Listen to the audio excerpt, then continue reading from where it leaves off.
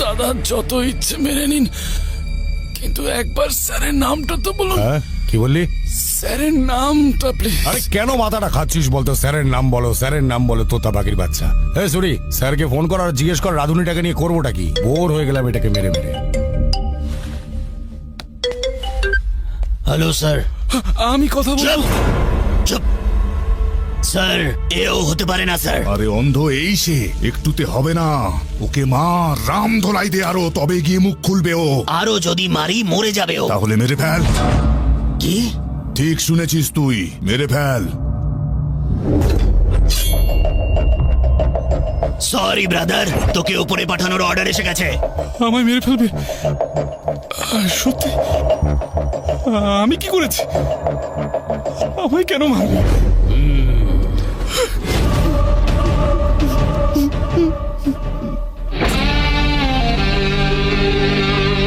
তোর সাথে কোনো শত্রুতা নেই ভাই, পাপি পেটের জন্য এসব করি।